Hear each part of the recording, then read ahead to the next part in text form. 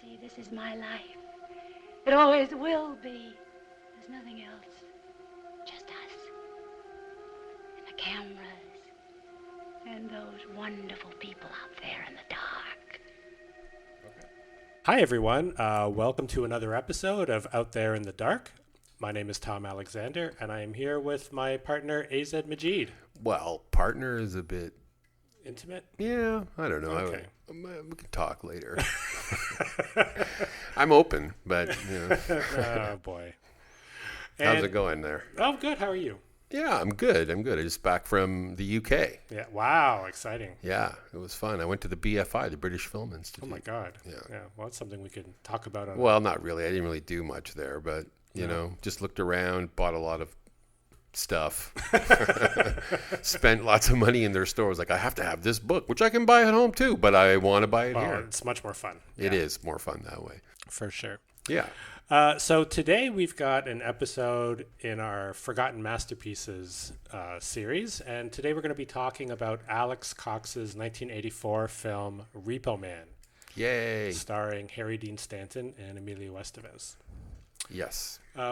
But I guess why don't we start off with some context? The genre we're sort of exploring here. Yeah, this is for the younger ones out there. Like me. Well, technically you're younger than me. Not much. So let's talk about 1984 and Alex Cox a little bit, because Alex Cox is a really interesting guy. He's a British filmmaker. He basically... my understanding is that he just sort of came to America to go finish school. He went to UCLA. And while he was there, he finished the screenplay for this movie, Repo Man. And weirdly got it funded by ex-Monkey, Michael Nesmith, who was a producer, yeah. And it was picked up by Universal, I believe, which is pretty shocking. It's pretty shocking. Watch this film. This is a studio film. Yeah, and an unknown director and all that stuff, right? So the context is, so punk. So this is considered, I think. I don't know whether there's an actual phrase or for this genre, but I call it punksploitation. And it's sort of a small sliver of a genre that started obviously kind of like influenced by the punk movement, the whole punk thing, which was, I was just telling Tom before we went on the air that it was a massively huge movement in music and in art and in all kinds of, in dress and fashion, everything. When I was huge cultural impact. It was just huge. Like, it was so influential. It was impossible almost for it not to have touched you in some way if you were a teenager growing up in the late 70s like me, right? So I think movies were the latest sort of to adopt a kind of punk feel, and I don't think it ever quite fully got there. I mean, in order to understand that, I think you have to understand a little bit about what punk was about. There was a kind of concept called DIY, which is do it yourself, right? Which means that there's no such thing as a professional, right? Like, anybody can get up on a stage, even if you can't play the guitar, you just bang out whatever you can, you scream, you yell. It's all about expression and energy, and, you don't have to be like Yes or like, like whatever, like King Crimson or whatever, to be able, like, to be able to play there's music. a lot of underground cinema during that time in the mid to late 70s and 80s. But well, like, I mean, even if you think, it's not like Cassavetes was really influenced by punk that you can really notice. No, I don't think so. I think that's more influenced. Well, this is interesting. I'm really kind of thinking about this now, but I think the French New Wave is kind of a punk-like movement as well, right? And so the basic idea is, again, like, just grab a camera. You don't have to have a full crew and like whatever. You just get some people together, and it's more about what you are doing with that art form, right? So with punk, there was very much a kind of, clearly anti-establishment for sure. but also a kind of postmodernist. It was the first time that there was sort of this idea of bricolage or montage, or kind of collage it, bringing various disparate elements together, and right? Rejecting a consumerist culture, which is something I think Repo Man touches on a lot. It does, and it's like that's very old hat right now. Like everybody's aware of all these things that in the 70s we just didn't see as clearly. Things like neoliberalism, capitalism, Reaganomics, Thatcher, that whole thing, the move towards the right. Ideology was something, who at 16 is thinking about ideology, especially in those days, right? But the idea that there's a kind of an umbrella class that's sort of like making all the rules, and and everybody else is just sort of like peasants, that was all like very much for me personally I was very educated by like the punk groups, the Clash, the Sex Pistols. It was the first time that like I heard of Nicaragua, first time I'd heard of like anything to do with like dissident politics, anarchy or anything like that. It really started me on my way to the leftist you see here today. Anti-woke leftist. No, I wouldn't. So just to put it in context, that this was a very important movement. It really changed things, really shocked people, which is I don't think it's possible to shock people anymore. No, I don't know about that. I think a lot of elements of our culture are getting more and more regressive in a way. But I think you can. Yeah, I think that's different. That's real life shock. Right? Real life is getting worse and worse. But in terms of art, I mean, it's hard to do anything at this point that's going to be. I haven't seen anything that's like this. A particular subgenre, right? I think the last thing like that might have been something like mumblecore, right? Where there was this kind of subgenre. Yeah, mumblecore hasn't, like something like Repo Man, right, or films of that era that have that kind of like post-punk aesthetic, seem to still be part of the conversation. Mumblecore to me has kind of vanished. It's gone, yeah. The only real mumblecore filmmaker who's still active seems to be now, of course, $1 billion filmmaker, Gregg, right? Who's even the president of the Cannes jury just now. Yeah. So it's a genre that never seemed to take hold. Yeah, I think before that there was the Dogma movement too. All I think were attempts at a kind of punk aesthetic, right? And again, it's the do-it-yourself. Nobody has to give you permission. So it's a very anti-authoritarian type of ethos. So out of film, in the 80s, there were a number of films, I think, that kind of did this, and they were shocking and they were new. Like we were talking about, there was a guy, Gregg Araki, who was quite big in the 80s. Really cool queer filmmaker, Asian filmmaker, Asian American. And he did a movie called The Doom Generation, which is excellent, right? And it really reminds me a lot of Repo Man. I haven't seen that since it came out. I just watched it. It's on a Criterion. Yeah. So I watched it about 2 or 3 months ago, and it was excellent. Mm-hmm. It had a similar kind of sense of humor, which is, parody upon parody, right?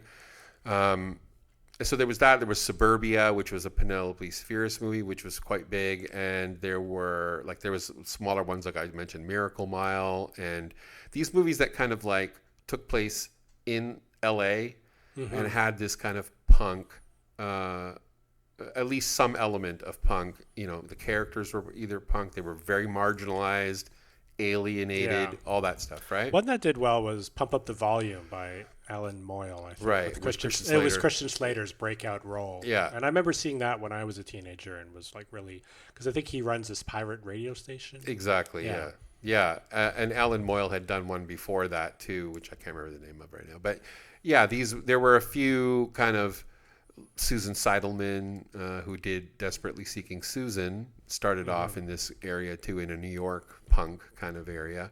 And we were even mentioning like how Tom, you were mentioning about After Hours, which is Scorsese's movie around the same time. Also, heavily features, punk. There's a punk club, and the area of Soho or wherever he is in that time has got a very punk aesthetic as well, right? Yeah.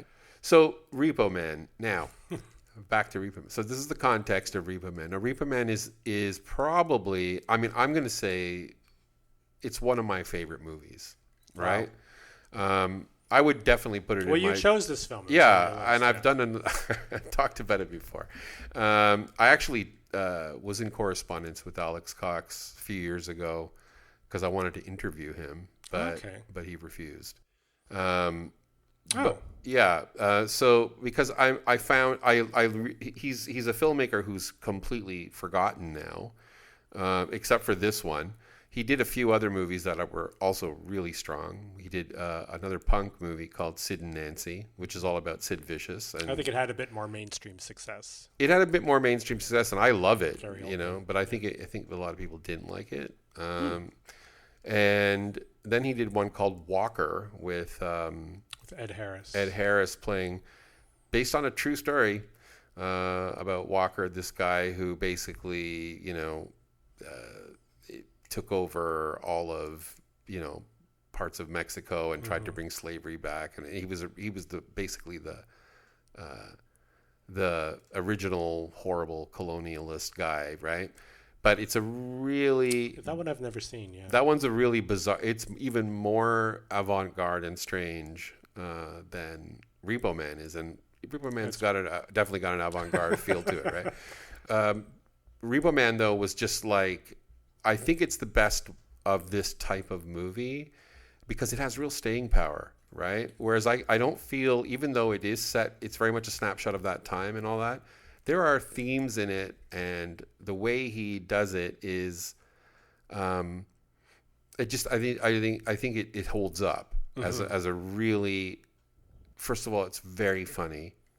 Like genuinely hilarious. I'd forgotten. I was so much fun watching it. Yeah, it's like all these. I think you even said this to me. It's like, oh, this is like Napoleon Dynamite kind of stuff, right? It's like, it's like it's true. It's like all this kind of like humor that was very deadpan. Well, it's the OG Napoleon Dynamite because of the Kevin character.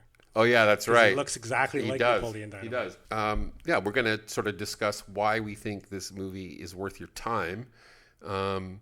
And I'm really interested to hear more about what you have to say about it.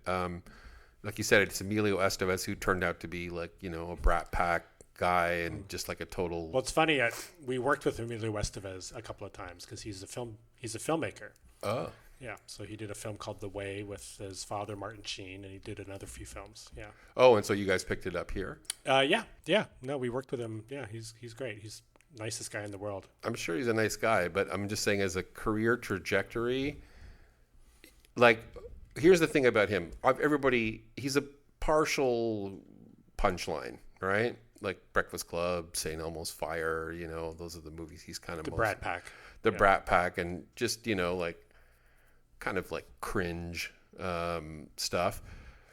But in this one, he's actually excellent. He's great. Yeah, he's great. He's perfect. He's perfect. Like you almost like I never think when I'm watching him in Repo Man, I never think about that other Emilio Estevez. He just seems like exactly like the character. He's got that bitch face that he's always got on, the resting bitch face, right? And he's cool looking. He's like very funny. He's kind of douchey, but then he's also got this like 1,000-yard stare, and you can tell he just wants to be somewhere else. Exactly. Well, he's sort of like the great scene with his parents. Yeah, the parents are hilarious. I mean, just to kind of break it down, I'd love to hear what your thoughts on. I have a lot of thoughts on this movie too, but.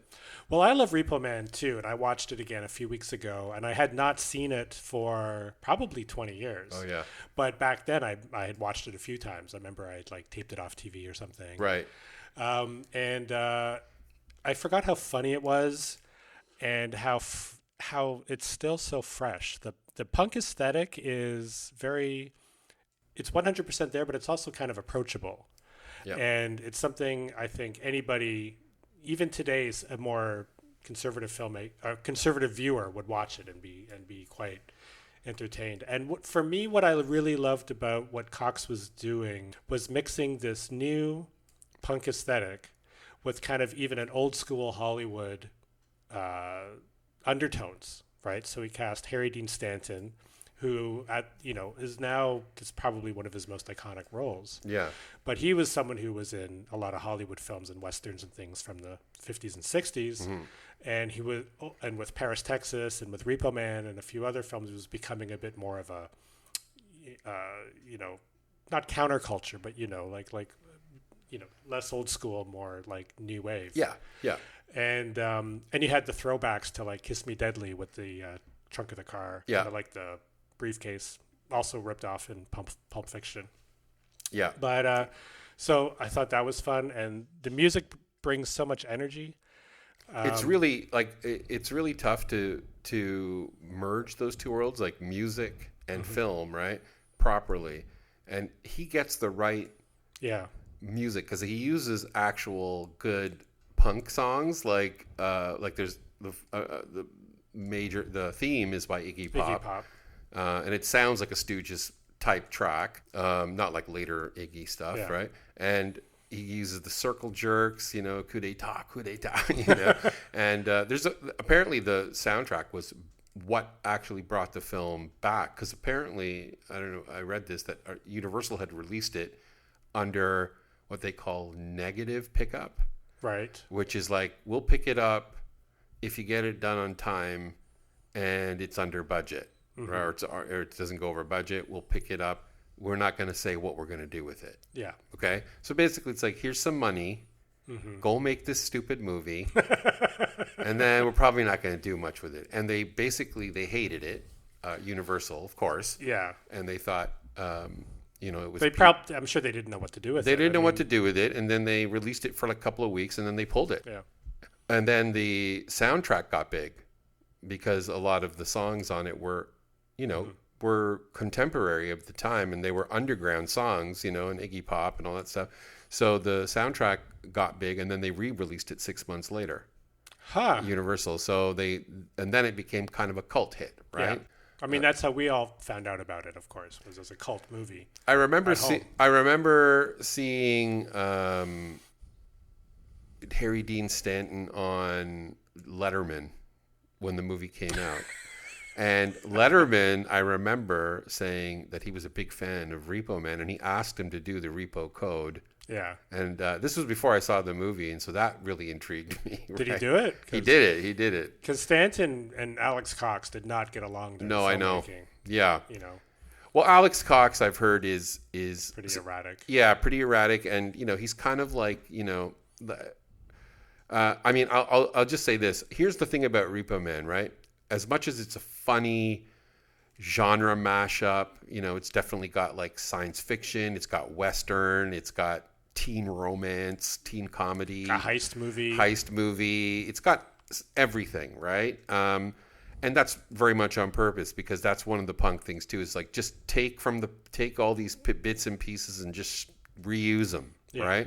And you can see that somebody like Cox, though, who has a PhD in media studies or whatever, right. Like, he's a smart cookie, right? And I think he's doing this on purpose. Which there's an article I read, and I'll post it if we ever get a website up. I read this article that basically talked about it as not a linear plot-based sort of structure. The structure is more, what's the word? Like associative. Like, it's all about so here's the thing. Like, there's a really famous scene with Tracy Walter, who's a great actor too. God. Yeah. Who plays a great character in Repo Man. He's one of the Repo guys, but he's like the mechanic, right? Yeah. And he's very philosophical in this crazy way, right? But he says at one point, people don't notice, something like, people don't notice things. There's this lattice of coincidence. Right. Right? That's sort of the structure of this movie. He's a bit of a conspiracy theorist, but by the end of the film, his conspiracies are completely true. And like it's really interesting, because if you think about it, the only two people who escape, right? This desolate, consumer-ridden, death valley of L.A. at the time. Our Otto, Emilio Estevez's character's name is Otto, and Miller, right? The Tracy Walter character. Well, because they're allowed to escape. So at the end with the car is now this alien. Right. being. So do we want to talk about there are kind of 3 or 4 different plot lines going on in this movie that seem like they're very disparate, but they actually kind of do come together, right? But it allowed. Those are the only 2 people they allow, because anybody else who gets close to the car ends up getting electrified. Yeah, or dies. Yeah. And then, but Tracy Walter, the philosopher dude, kind of dude-ish, right? Like he's kind of Lebowski-ish, he's kind of more like a Jim character from Taxi or something. Similar. Like so he just opens the door, and then and of course Emilio Estevez can go in. And there's a reason why they're allowed to go in, because they're the ones. And I there's this theory in cinema studies that goes there's a syntagmatic and a paradigmatic. Okay, so paradigmatic is like paradigm, and it's sort of like, think about a straight line, right? Plot point, plot point, plot point, plot point to the end. Paradigmatic. But then there's the syntagmatic, which pops up like almost like things that go off the trail, And I think this is that kind of movie. It's syntagmatic. You see that with the Kevin character. So Kevin is working in the grocery store with Emilio Estevez, the Napoleon Dynamite guy. Yeah. And then he shows up at the punk party for no reason. Yeah. Then you realize they're buddies. And then he's at the gas station. He works at the gas station when they pull up to refill the car. Hilarious. And then at the end, he's like a corpse on the gurney in the hospital. Yeah. He wakes up and says, "Hey, Otto." Yeah. And what's funny about the actor who played Kevin is that after the movie, turned out he's a musician. He joined the Circle Jerks. Oh. So and the Circle Jerks are in the film. They're in the movie. Like a lounge jazz thing. Yeah.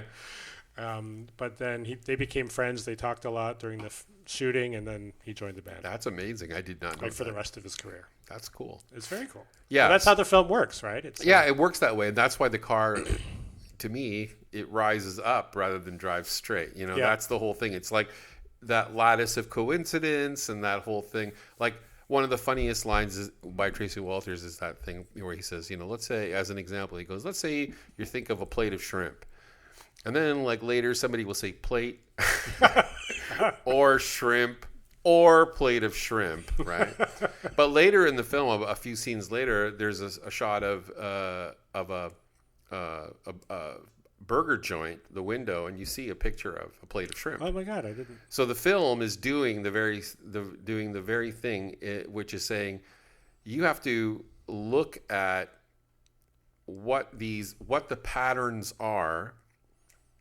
That are not going to be given in this kind of straight way.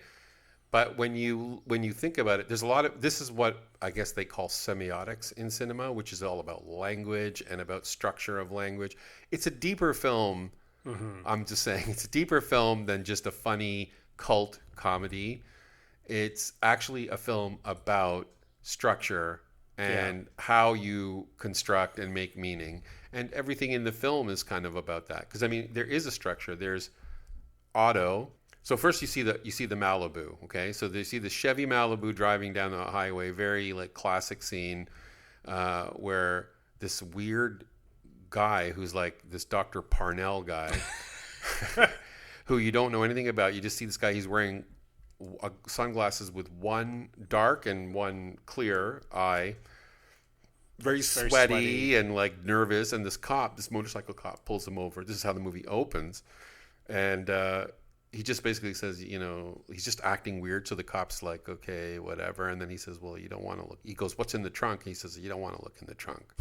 And then of course the cop opens the trunk, and then that's when you get your "Kiss Me Deadly," this shaft of light that just vaporizes the cop, and his boots are left smoking, right? And then we don't see this Malibu, the Chevy Malibu, for like 40 minutes again, right? We meet Otto. We meet Otto, exactly. Stanton. Now, one of the things right away when you meet Otto, he works in a grocery store with Kevin, right? The Napoleon Dynamite guy. And they're like, what's fascinating in this movie is all of the products, like they're all generically labeled. So if it's a can will just say food, Yeah. right, or whatever, like detergent or whatever it is, right? Which they got from, in production, they got from an actual local grocery They store. did, yeah. They got it that from had this no-name type of yeah, thing. exactly. But this is But they made stuff up, but yeah. it's so amazingly, related to the themes of, this kind of idea of it reminds me a little bit of that movie They Live. Right. Where you reveal, where the glasses reveal the truth behind the advertising, and with these products in the movie, they're all devoid of any art or artifice. It's just the basic of what it is, right? Somehow it feels almost post-apocalyptic. It does have a post-apocalypse. Yeah. That's why I bring up Miracle Mile, which was a apocalypse movie that was set in LA, right? Mm-hmm.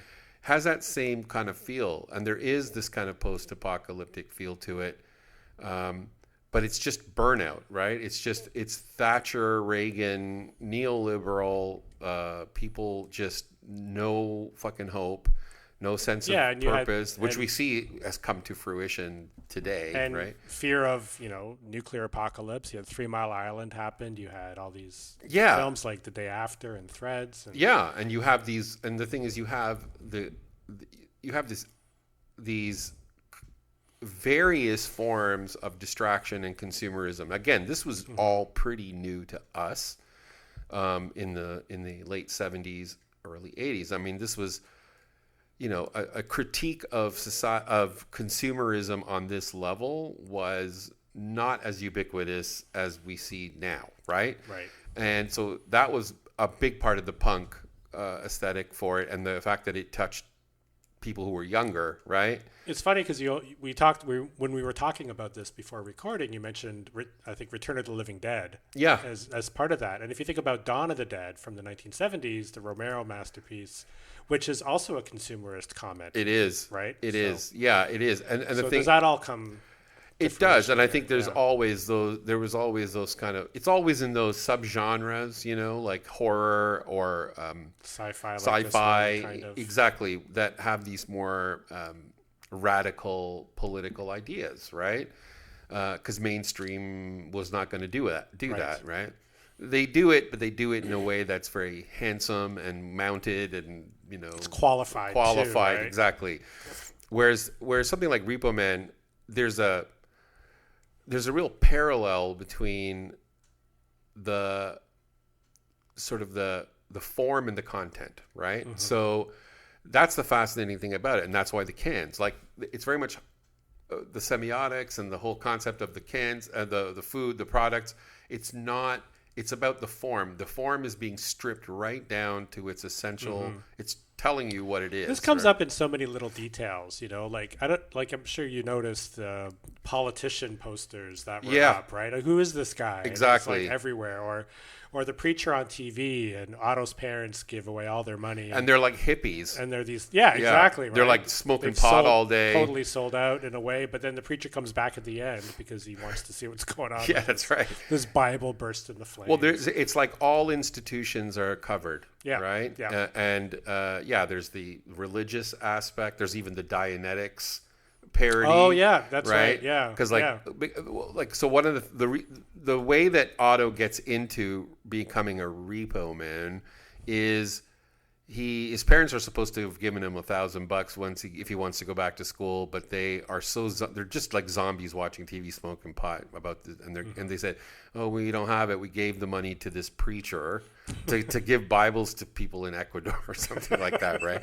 And so then Otto has no choice. Okay, he sort of has a random meeting with Harry Dean. Yeah, Harry Dean gets him to drive my car because my wife's pregnant. He's he gives having him a baby. Yeah, exactly. Ropes him in. But he's as soon as he finds out that he's a repo man, he's like, I'm not gonna be no repo man. I love that line. I ain't gonna be no repo man. And then she says, well, you already are, right? But he goes back because he needs money, right? Because he's been fired from his job at the supermarket, and so once he becomes, and that the interesting thing about the Repo Man depot is all of the guys there are named after beers, right? There's there's Miller, there's Light, there's Bud. Oh my God! Right, and one other, I can't remember the other one, but yeah, it's like, you know, they're the names are very important and interesting. Just the way Otto's name is like Otto, car, right? You know? Exactly. So, yeah, there's just a lot of that kind of stuff going on you have to kind of watch for, because you can get very sucked into just like, this is kind of a messy movie, you know, like, but it's funny, but it's actually not as messy as people think it is. Exactly. Because he becomes the Repo Man, and then he goes through 3 different sort of mentor figures there, or people, the Repo Man he spends time with who are going to give him some kind of information. The first is obviously Harry Dean, brilliant. He tells him to dress like a cop because, you know, people will think he's carrying, right? He gives him the genius repo code, right? And talks all about, like, a Repo Man does this, a Repo Man doesn't do that. A Repo Man does. It's all about. Man's always intense. It's always intense, and this word intense becomes something that Emilio Estevez's character comes back to constantly, right? Which is about the concept of visceral feeling something rather than, you know, some kind of ideology or concept. Well, right? it kind of upends all that too, because the idea of a Repo Man or somebody who repossesses cars is sort of a capitalist tool. It where, is. you know, you don't pay your bills, we're going to take away the things Well, that could actually help you pay your bills. Exactly. But it all gets upended because all of the people who work in this Repo Man office are misfits to some degree. Like the one guy who's wearing a police officer, he's knitting and he's just that guy's bonkers. like old school toxic male. Yeah. You know, and they all talk about, you know, John Wayne's cross-dressing. Well, that's interesting too. Yeah, like the fact that all these institutions again get kind of put under the radar, right? But he's with Harry Dean Stanton first. Then he's with Light, the black guy, right? Who get in the car, white boy. Yeah, and he's got the Dianetics book and stuff, right? And then he's got Tracy Walter, right? And, you know, the craziest of them all, seemingly, right? You know, and the woman is like a, you know, like a revolutionary on the side. Girlfriend. So there's a lot going on in this movie. So like the girlfriend is this cutesy kind of. No, I meant the woman who works in the office. Oh yeah, right. The black woman who says, "Yeah, you are now." Yeah. Right. But anyway. Yeah. Well, but that's the other thing. Like there is a romantic angle to this movie because at first Otto is with this punk girl. Who's part of this like group that he's, you know, there's like 3 of them. There's 3 of them. And then she like tells him to go get a beer while they're in bed, and then when he comes back, she's in bed with another guy. Yeah. And so he loses his girlfriend, but then there's this other girl, this kind of cutesy, like, you know, all-American girl, but she's really strange, and she's after the Malibu, right? She knows all about that, and the guy who's driving it and all that kind of stuff, and it's a fascinating relationship because you remember at the end when she says, "What about our relationship?" and he goes, "Fuck that," right? It's like so atypical. And that's right? another institution that gets skewered. Exactly. Is the FBI/CIA, because it seems like she's in cahoots with some arm of the CIA that's looking to. Well, she helps torture them and all that kind of stuff, right? So yeah, and there's a whole seat. There's that agent with the fake arm, with the metal hand or whatever. So yeah, there's like it's a lot of different threads that are, and basically everybody's after this car. What comes out of it, right? Because there are apparently aliens from Roswell that have been stolen out of there and put into the trunk of this car by this mad scientist guy. But the mad scientist guy also talks about the neutron bomb. He does. Right. And then he talks about how he gave himself a lobotomy. Yeah. Right.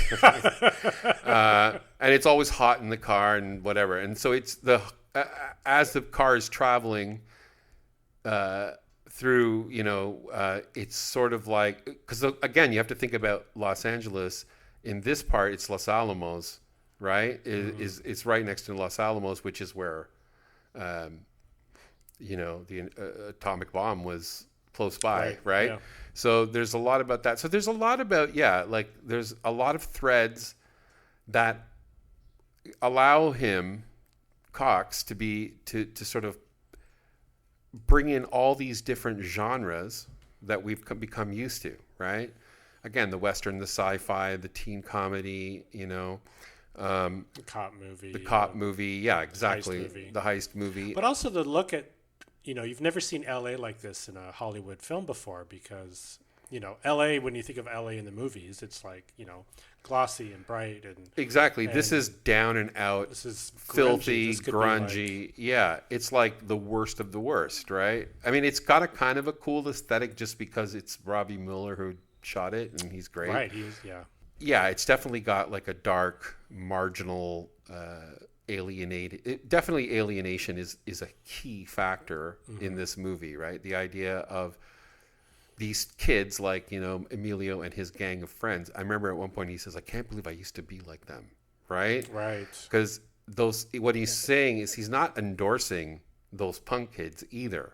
He's saying that's also a kind of form of posturing and whatever, right? Yeah, assimilation. Because you remember the one friend, one who says, "Let's go do some crimes," He says to the girlfriend in the car, he says, maybe we should give this up and like have a baby. And she's just like, what the fuck are you talking about, right? It's like, yeah, dude, like you're supposed to want these things, right? Mm-hmm. But these things are not available to you actually. And it reminds me a lot of what a lot of younger people today say, right? Which is, this world, like whatever, you could buy a house, you could, have a job, you could, settle down, all that. That's not really available to a lot of people anymore. Right. Who are young. And that's why I think this movie is really important. I think it's important in the sense of its politics I think that's what really makes it strong. Its politics and long-lasting. Yeah, its politics are correct. I mean, not to use correct, but it's not politically correct. It's not politically correct. It's correct politics. It's correct for me. Whoops, I slipped into that one. No, I just think like it's universal in some ways. Mm-hmm. The idea that people are essentially lost in this sea of commercialism, manufactured consent, all that stuff, right? Which is, again, old hat for us, but we're not able to break out of it, right? The problem is that the machine keeps up faster than we can keep up with it, right? Mm-hmm. And I think what the movie, it's funny that he puts the most philosophically sound thing into the mouth of the most crazy character, which is the lattice of coincidence, right?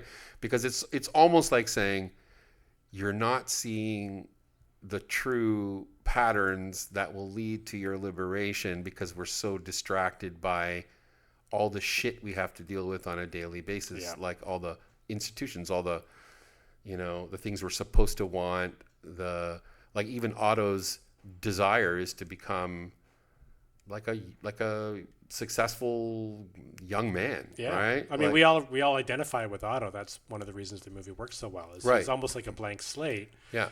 But he has a personality, very strong, but, compared to the wackos around him, he's sort of the one that anchors the film. That anchors us to the film. Well, I think that's why he keeps using its intent. The intensity is something that, it's sort of like Fight Club, right? Like, hit me, like, come on. Like, I want to feel something, right? I don't feel anything. And I think that's what that the punk thing was kind of like that for a while, but I think he sees it as, when he says, I can't believe I used to be like that, he sees it as the dead end it is, right? The non-conformity is a conformity. Yeah, or that it leads sort of like to, unless it's applied in some, other way, right? Like it's non-spiritual, I guess. Right. The Tracy Walter character at least has a kind of spiritual dimension that he's talking about, right? He's talking about something beyond the mundane. Mm-hmm. And I think that's what the escape is for Emilio and Tracy Walter at the end. That you have to be adaptable enough to see the so-called lattice of coincidence, right? All right, I've talked enough. Your turn. yeah, I don't know what else to add. I mean, because, you know, it's, of all those things, it's also such a, like I said, an accessible, fun movie. Super fun. You could watch it over and over again Yes. and notice all of these crazy little details. You know, like I said, these characters coming in and out of the film, and the posters and the background. And the beer names and the Rodriguez brothers. Those guys were great. Yeah, they're amazing, right? Yeah. But the way it's almost like there was a movie that came out in the 80s, a Scottish movie called Comfort and Joy. Oh, yeah.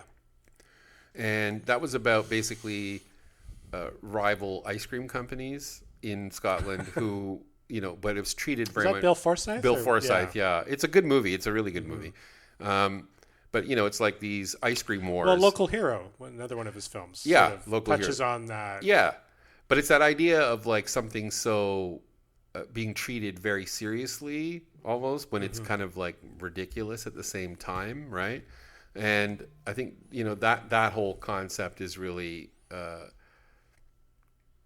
big in this movie. It's like, it's fun, it's funny, it does have a punk aesthetic, but it's very, very critical. Very thought-provoking. Yeah, and critiques everything. That's why I say it's like a parody on top of parody. Like, there really is no place where you can land and say, oh, this is what this film is actually trying to purport. It's even critical of its ending because it's so silly, right? So even its spiritual dimension is kind of like treated in this kind of like jokey manner, right? But I think that's it seems like the only out, you know? I mean, it's a great ending. It's perfect. It's such a great ending. Yeah. And I just think it's perfectly put together too. Like when you watch it, you'll go, oh yeah, I got this movie. But like you said, when you watch it a couple of times, you'll go, well, I totally forgot about that part and that part, because everything is kind of given. Again, it's that structuring, right? The structuring we're used to is very much like beginning, conflict, you know, introduction of love, interest, then, you know, resolution of conflict, denouement, and a heterosexual and union. wrapping up every plot point. But you know, this one, it has a bit of that because it's a narrative film, but like the love story falls apart because... Well, that's what that's the thing. Everything kind of falls apart, but there's a difference between a poorly made narrative film and a film that's actually operating on a different set of standards, right? In terms of its form, not its content, right? The content is all bric-a-brac from all these different genres, but the form is very unique, and it seems like a mess, but lattice of coincidence, right? That's the whole point. You have to kind of watch it in a way where the things that you usually use to connect scenes together are less important, and what is important though is understanding what is connecting scenes together, right? And that's where I think the film is actually much more brilliant than even just a fun cult film. Yeah. Oh, for sure. Yeah, I think it's got like some real chops in it. I think Walker is like this too. You should. I've never seen. I'll watch it. Yeah, definitely watch it because you'll really enjoy it, and I think after watching Repo Man, you'll get it. It's a lot more serious in some ways than Repo Man, although it's funny too. But yeah, and it's just really sad what happened to Alex Cox, because after Walker destroyed his entire career. It was a complete bomb. Because hated it. Because it was very. I mean, that's the other thing. I mean, this happened just as Iran-Contra was going on in America. I don't know if people remember there was a whole thing with Reagan. They were funding the freedom fighters in Iran because, you know, they always wanted to fucking like get rid of Iran, right? So whatever, it was illegal. They were not supposed to be doing that, and they did it, and they got caught. Walker comes out and he makes direct references, even though in a very anachronistic way, because it's a film that takes place in the 1800s, but he puts things in like helicopters and stuff, and he does it in a way that's very clever and again, form breaking for him. That's a good example. Like, some filmmakers are good at this and they can do it. Is like, he's not using cinema as a means of in any way trying to fool you into believing that you're watching a slice of history here, right? Or you're watching this thing and it's like, I'm trying to make this as realistic as possible. He's doing the exact opposite. Like, I haven't seen Sid and Nancy for a long time, but I remember that also seemed very much, it kind of upends the biopic. It does. I think it's probably the most straightforward of his movies, but yeah, there are weird things in it. Like, I don't remember whether you remember, but there's a part where Sid and Nancy go to a bunch of kids are playing ball outside, and they start giving him Sid trouble, like, give us back our ball or whatever, right? And he's like, and they're like, who the fuck are you anyway? And then he goes, I'm Sid Vicious. And then there's this fast motion. They leave.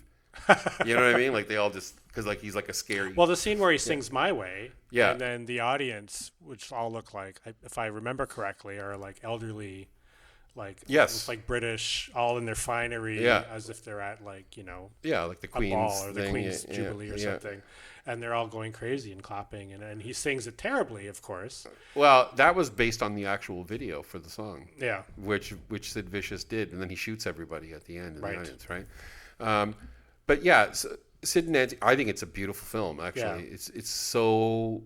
I cried when I saw Sid and Nancy. It was so beautiful, and the ending is very, like, he's always talking about getting a pizza, and at the end he drives up to some weird building in the middle of nowhere, and it says pizza, right?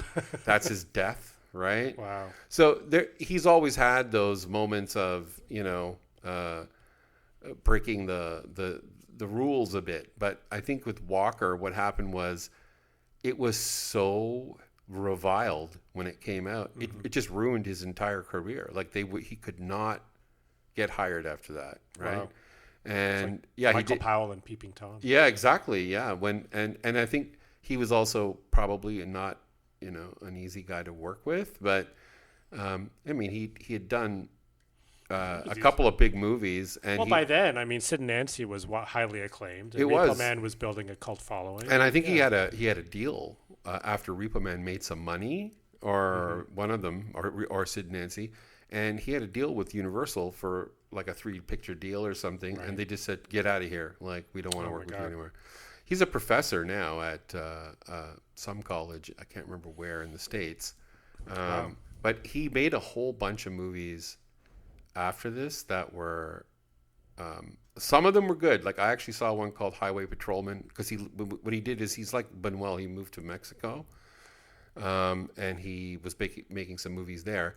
But then he did these really fucking bizarre ones. Like, he did a sequel to Repo Man called Repo Girl. Okay. Which was all done on green screen. Okay. It's really fucking weird. I don't know. I couldn't watch the whole thing. It's so ugly. You know what I mean? So it's funny because, I mean, Repo Man is so beautifully shot. I know. In many ways. Like, it's grungy, but the aesthetic is still. Oh, it's fucking 100%. Great. Yeah, I love the look of it. I love the whole aesthetic is great, and all of the acting is great. It's all really good. Good cast.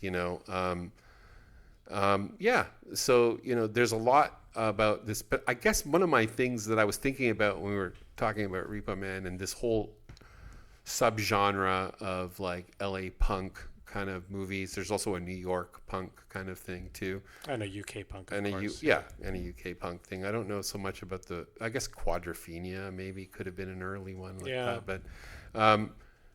But it does make me think that in this current time, right now, it seems like the conditions are exactly the same, or not exactly the same, of course, but there's a lot of the same. Like, look what's happening on college campuses, for example, now, right? Like, the kids are the enemy, right? And they're like terrorists, and they're supporting terrorism and all that shit that people talk, which is not true, right? Yeah. But there's this real 60s revivalist thing, or this kind of like protest culture. I think punk, in a way, is still very relevant for today, and I think people need to kind of get back to it, right? They have to break free of this consumerism that is just wrapping us up in this lifestyle of social media, Netflix, streaming, not going out, not doing things, not not protesting, not being part of community things. We're getting more and more isolated, more and more lonely and alienated. And I think that's a huge problem. A movie like this really speaks to that. Yeah, I agree. But, today, I mean, we mentioned we're not really seeing current cinema or even music that much, like popular music, addressing all of those things, And I think I feel like the corporate dominance, because, in my career, I talk to, young people, young producers, filmmakers, film students. Sure. And, I think about film school back when, we were in film school and we were getting into French New Wave and New German cinema and all these other things. And there was a lot more countercultural talk. And today I talk to young filmmakers and film students, and they're watching Marvel movies and Netflix and all this stuff. Well, and it's depressing. And not only that, but there is what is there available. Even the good stuff that's out there, like something like Poor Things, like Jorgen Lanthimos and people like that, like who are kind of like, there's an already, it's already about getting to that stage of success. Mm-hmm. There is no like punk thing, which is like, I don't give a shit about that. I just want to, express something real here, right? Yeah. Again, intense. Well, I was right? saying, intense is about real. Sean right? Baker has a little bit of that, I think, with Florida Project and Red Rocket, which are kind of punky, kind of, guttural, and for his films, it's all about how people who are marginalized, primarily sex workers, deserve to be treated with respect and with, which is great. But I mean, that's not new. That's that's actually very typical. But the aesthetic I'm not saying it's not sincere with him. I'm just saying that it is very easy for white liberal society to ape that kind of perspective. Like, well, we should give them respect. It's like, it's easy to say, but it's not real most of the time, right? It's not really helping people, right? Mm-hmm. Like, what is going to help people is, again, like being connected to something intense, right? You have like the neutrality of our lives, which I see is happening more and more, which is that you're supposed to just kind of like be safe and be kind of quiet and just have as long as you're not like in too much debt and you're not. Wow. It's about middle. We're all in too much. Yeah, debt. I know we're all in too much debt. There's no such thing as life without debt. No. But you're supposed to ride this kind of middle way, right? And just kind of be like content. Don't say like. Again, I think about the Israel-Palestine thing. Whether if you have a lot to lose, you can't say anything about that. You can't make a post on one way or the other. You can't exactly one way or the other because you are in real danger of getting in trouble, right? Mm-hmm. And that kind of scared, lonely, quiet existence, that's not an accident. That's a part of sort of a social engineering project. Yeah. I'm not saying it's like one devious person or something like that, but it's just. But when you look at it's capital, it's neoliberalism, it's the and technology and social technology, media, right? It's all there to opiate us. It's all there to. I know, but so that we spend all our time on X or Facebook, or complaining, TikTok, watching streaming, shitting watching on Netflix. other people's comments. Someone says something provocative, and we just take a dump on it, and then move on to the next. And we think that that's something, and it's nothing. It's nothing. Yeah, that's the thing. We've done nothing. Or then we get obsessed with, I don't know, Taylor Swift's relationship or something. Yeah, which is, like, I'm not judging. Like, fine. No. I understand. I've got those kind of things too. Like, like. Well, we all do it. Yeah, that's what we're doing this podcast, right? Yeah. But, because we love cinema and we love movies.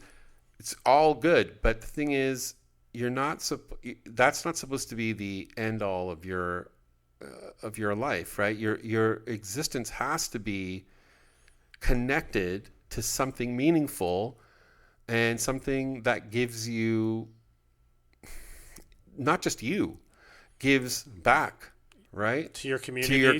To people. And it's not just about being, I'm the savior, I'm going to come in there and help all these poor like brown folks or whatever. We all survive by... Yeah, it's just about being good friends, right? Hanging out, talking, going out, doing things, right? Like going out for a walk, going out for, being part of a community Like thing, right? People are Like, afraid of talking about something like the Israel-Hamas war with their friends. Yeah. With their good friends. I know. They've had for like 20 years. Yeah. And, Because you don't people wanna- are conditioned to just get mad when you disagree with them. That's right. There's no because nuance. that's how it and so- works online. So that's how it's going to work. Exactly. Like we've all kind of become, it's fear, right? And fear is the biggest motivator to shut up and just hide, right? Because like you don't, like I've even thought about it. I thought, well, I'm going to put something to, like I gave some money, right? I donated some money to a cause.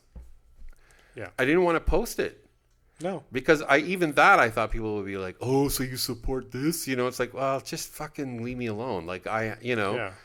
But beyond all that, like the reason why a movie like this really gets my motor going, so to speak, right? Same with Gregg Araki's movies. You should watch. We should watch those ones again too.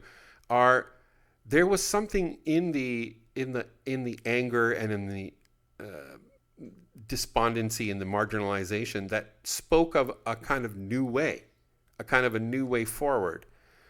I don't feel that there's any new way. It feels like we're trapped, right, in a box and we can't get out of that box, right? And even talking about getting out of that box is part of the box, And so it's like it becomes a very difficult thing. How do you break out of this massive consumerism propaganda machine that is constantly feeding you all the time through multiple screens all day long?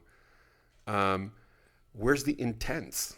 You know what I mean? There's no intense, But there sure is a lattice of coincidence. There is. We have to look for the lattice of coincidence. So plate of shrimp is how I'll end my whole thing. That's dinner tonight. Plate of shrimp. Just a plate of shrimp. It. Nothing with it, no rice, nothing, just plate there's of a shrimp. theme here, Yeah. Buddy. Yeah. It's just funny that you would ever think of It's a plate my of shrimp. takeaway. Yeah. A plate of shrimp. Anything else you wanted to say? You know what? No, that's great. Okay. Well, Wonderful. Yeah, I loved it. I'm going to watch it again probably soon. Oh, great idea. So fun. Yeah. All right. So, And I guess for our next episode, Azed and I have been talking and sketching out and drawing up blueprints and show me the blueprints. formulas and flowcharts for a series we're looking at to help you, the home listener, learn how to watch a movie thoughtfully. What if somebody's listening in their car? The driving The listener. Just say the listener. Okay. Well, if you're listening in your car, you should really listen at home. And listen, Focus. you 75-ish or so people who are more consistently logging on, would you just pass this on to some people? Come on, help us out. We're old folks, just kind of doing our thing. We need more listeners. You got to get out there and actually be supportive. You got to be like a Trump supporter with us, okay? Yeah, think of us as Trump. Exactly. Call this the Trump podcast. I think we should change the name to the Trump podcast. It has nothing to do with Trump, but we want Trump. Huge. We want that kind of huge. loyalty. Huge, exactly. I'm also going to be sleeping with a porn star. Oh, good for you. In my mind. And with that, Yeah. we will see you out there in the dark.